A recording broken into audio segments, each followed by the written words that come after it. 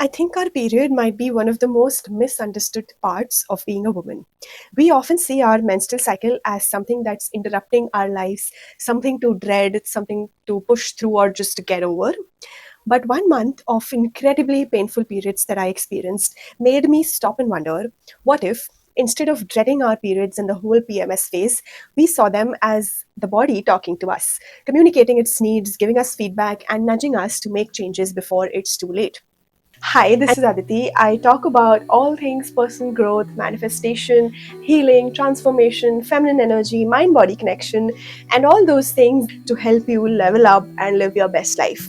So, if that sounds like something you're interested in, do subscribe and stick around. And today we're talking about one of the clearest ways that the body communicates with us every single month, the menstrual cycle. I think this is exactly why so many women are now suddenly gravitating towards cycle syncing. If you don't know what cycle syncing is, it basically is doing things in your life according to the phase of the cycle that you're in, eating according to the phase of the cycle you're in, your movements change, all of your life changes according to whether you are in the ovulation phase, whether you are in the luteal phase. But why this is coming about is maybe because we're beginning to realize that the menstrual cycle is some deeper wisdom. It's some information. It's not inconvenience. It is actually the body's wisdom beyond what our logical minds can comprehend, beyond what we can really think with our brains. So while I have always been obsessed about the mind body connection, and if you watch some of my previous videos, you will know that, but somehow seeing the menstrual cycle as deeply connected with the emotional world, with our mental world, was a blind spot. I somehow just didn't connect these dots. Maybe because probably that's what we've been taught, right? That this is just how it is. You get PMS, you are an emotional mess, you get cramps, there's a lot of pain, and those 3 4 days you just can't do anything, and that's just how it is. That's just what you have to deal with for 40 to 50 years of your life. And if it gets too much, you can suppress it with some painkillers, you can ignore it, you can carry on with your day, but you have to stop being such a baby about it and just be strong and deal with it. So, before I get into my discoveries and what I learned about how beautiful the menstrual cycle actually is, and how useful it can be, and what a beautiful transformational tool we have right with us every single month, I first want to talk about my story and how this came about, how I got into this whole journey of understanding more about the menstrual cycle. So I am one of the fortunate ones where my period is pretty chill and it doesn't disrupt my life like it does for my friends, and it's pretty smooth. And yeah, I'm just one of the lucky ones. But there was this 1 month which was just completely different. I had insane PMS. I was suffering emotionally, physically. Everything was hurting. My mind was all over the place.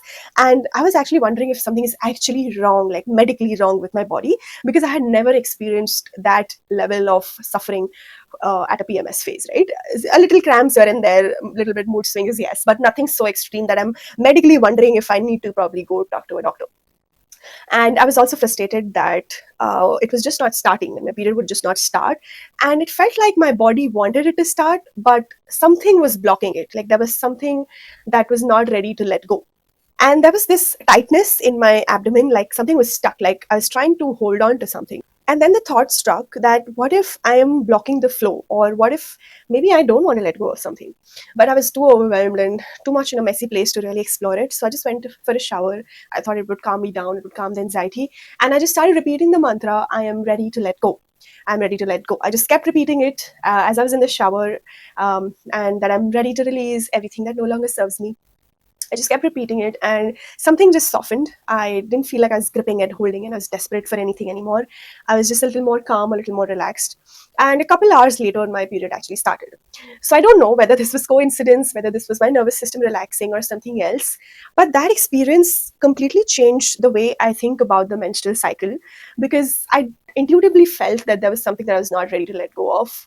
And as soon as I repeated that I'm ready to let go, I'm ready to release whatever there is that I don't want to hold on to anymore, something shifted. And it doesn't end there, because when the period started, it was extremely painful.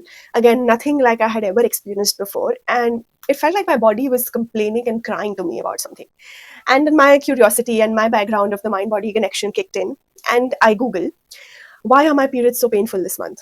And I get the same old answers of hormones are off, there's too much stress, the diet is off. But that was not what I was looking for, because I intuitively knew that there was something deeper going on. So then I Googled, Spiritual significance of periods. And wow, I went down a complete rabbit hole of reading, of experiencing, of understanding different things. Some were ancient wisdom, some were modern science. Combined with my own experience and my own introspection, I discovered so many beautiful things, so many amazing things about how deeply connected the mind and the body is when it comes to your cycle, when it comes to your periods, and how we have been missing out on so much wisdom, on so much transformation that we go through every single month. So, throughout this journey, there were five key discoveries, five main realizations that really stuck with me that I wish every woman knows about and uses it to make this every month experience a lot more easy, a lot more useful, and not something that you keep dreading about. So, the first one is that PMS is common, not normal. We have normalized PMS way too much. And yes, some of them are normal symptoms of the luteal phase, some cramp, some pain, some soreness, some fatigue. But a PMS or a period that stops you from living, that puts you in the bed with painkillers, is not normal. Too much pain, too much of an uprooted life where you can't go about your everyday thing, means that the body is saying that this month was really bad. It means that you got to tune in, yeah, and you got to review how you've been living your life and make some changes, right? Because we don't do that, and we dismiss these important messages from the body as, oh, I'm just PMSing, it's just an every month thing, and I'm going to be fine in a week, and nothing changes in our life. Next month is exactly the same, and it keeps getting worse until you realize that you can't keep living like this, and you go to a doctor and they give you a diagnosis, right? Whether it's PCOD, PCOS, or all of those other disorders there are. But what if we start seeing them as monthly report cards? Which brings me to my second discovery. Your period is actually a report card. Your periods are monthly report cards on your health, on how well you've eaten, how stressed you've been, how much you've moved, how much you've listened to yourself, how much you've nurtured yourself, in all of those ways, whether you have lived a healthy lifestyle or not. And these frustrating PMS symptoms are not random. They are just showing up saying that, you know what, you've really neglected yourself this month. So you can see it like the body waving a red flag and letting you know that something is out of balance, something is off, and it needs to shift. And I think that somewhere deep down, we know this. We know on an intuitive level that there is some connection with how our period goes and how the month goes. And I think everyone has experienced having a stressful month, and then that cycle is just completely thrown off, or it's either very painful, or it just doesn't happen, or something about it is just off, right? And we have experienced this. So why don't we start seeing our periods as monthly report cards to review how the month has been and to then make changes accordingly? The third discovery, which was very interesting, was that menstruation is a release. Now, of course, we know that it's a biological release of the uterus lining being shed, but I never saw it as anything more than that.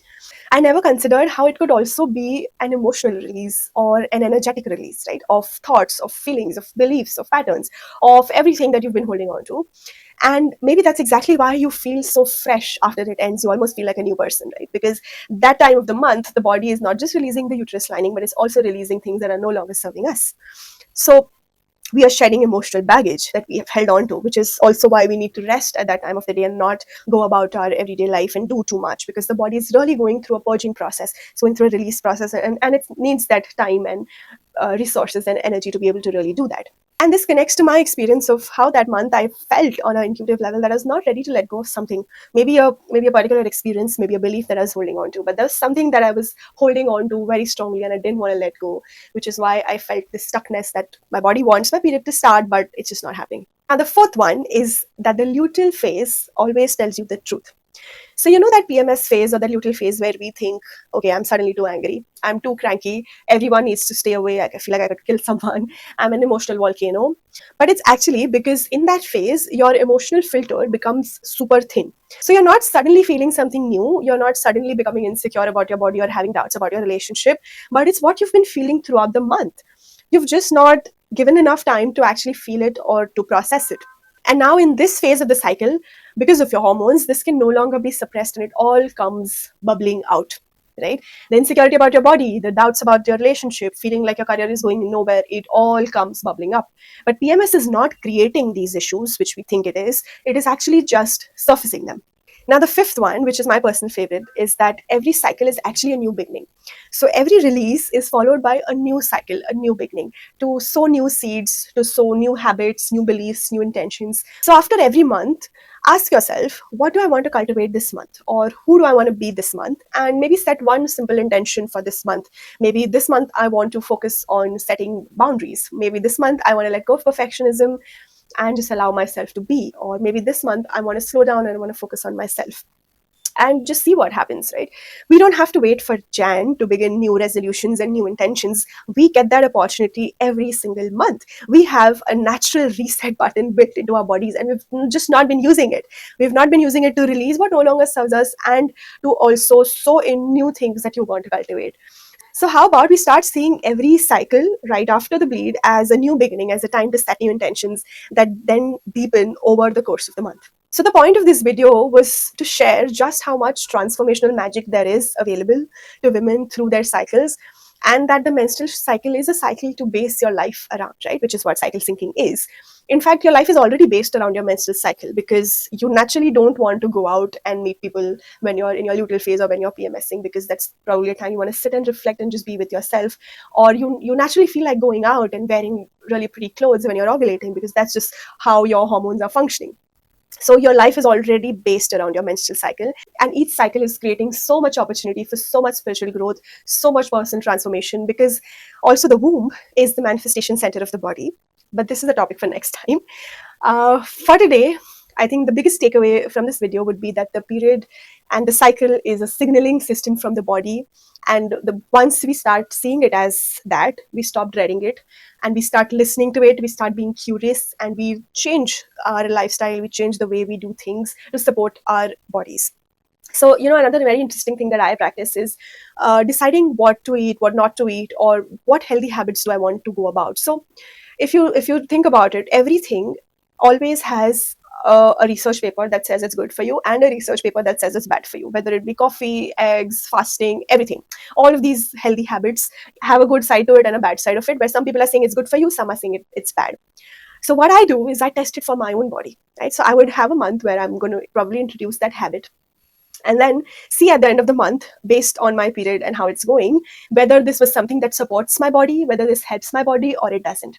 So you can actually use it as a beautiful signaling system, as a way to also experiment with what is good for you and what is not good for you, other than just reading research papers and then being completely confused about it. So this is one of the ways that I use this knowledge and this whole thing of the period being so like a report card. But there are so many ways that you can use it too. And I hope that this has helped you stop dreading your periods and start seeing them as something very beautiful, as something very transformational, a monthly conversation with your body. Because when we stop fighting our bodies and start embracing it, we begin to build this beautiful relationship with our bodies, which then leads to our life getting better in every single way. So I hope this has helped. Tell me in the comments what resonated, what came up for you, or what are you going to take away? Maybe it's just one thing that you're going to take away and implement today and throughout the month. So do let me know, and I'll see you next time.